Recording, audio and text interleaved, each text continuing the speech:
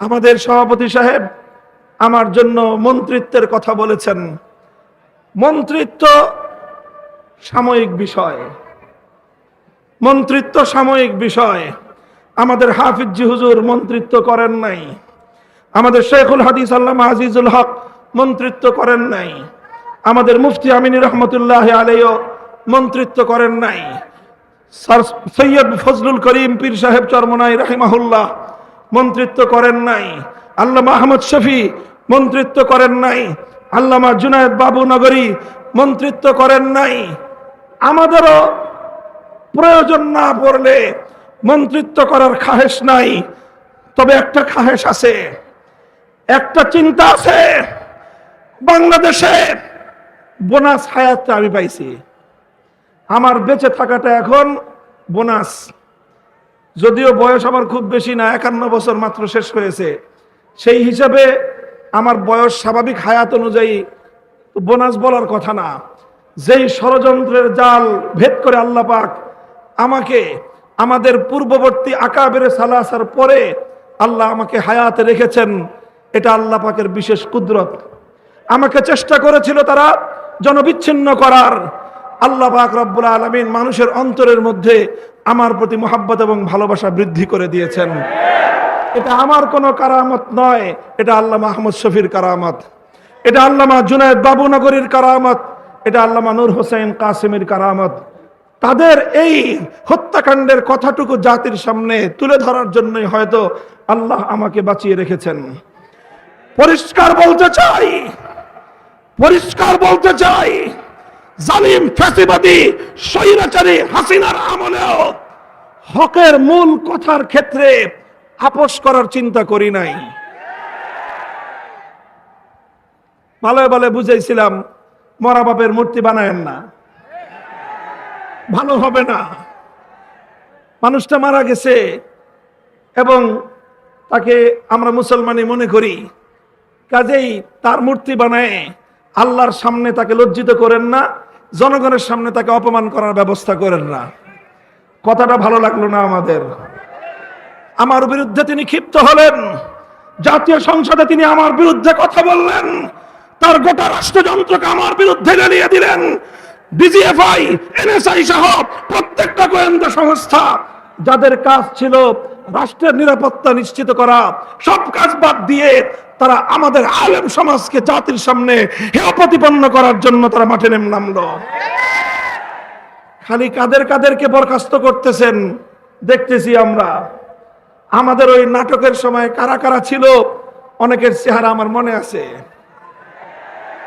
কারা কারা আদালতে আমাকে উঠানোর সময় আমার আইনজীবীকে পর্যন্ত হুমকি দিয়ে আদালতের কাঠগড়ে আসতে দেন নাই, চেহারাগুলো আমার মনে আছে।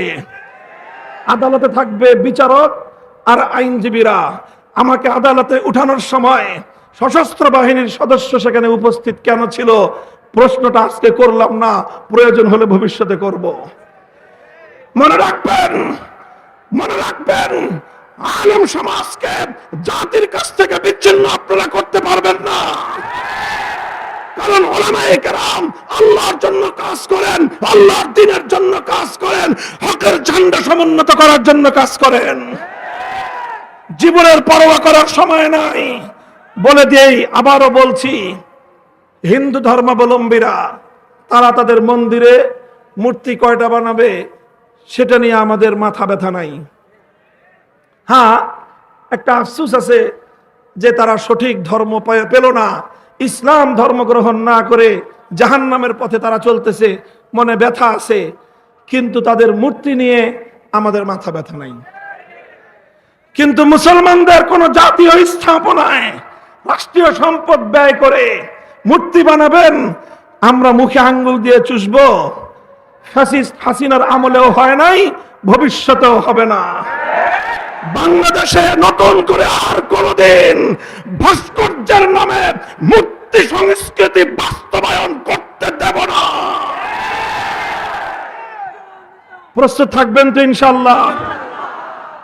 হাম পাসবানে মিল্লাতে ইসলামিয়া, আমাদের কাজ হলো ইসলাম ধর্মের পাহারাদারি করা।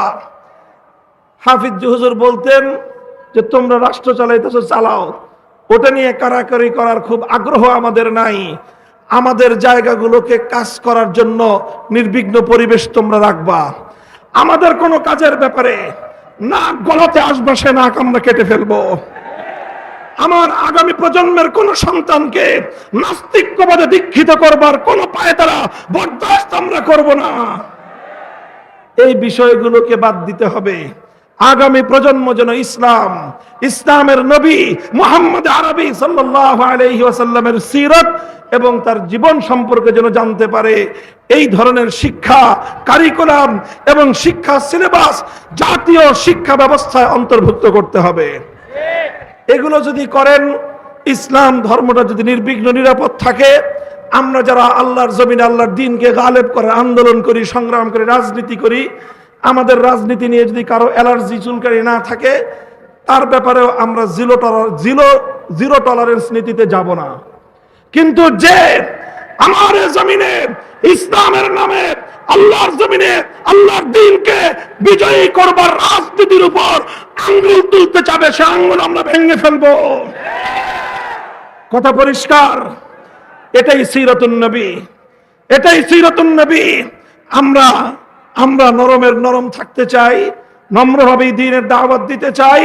যদি কেউ আমাদেরকে বাধা দিতে আসে, তখন বাধার পাল্টা জবাব দিতে জানি।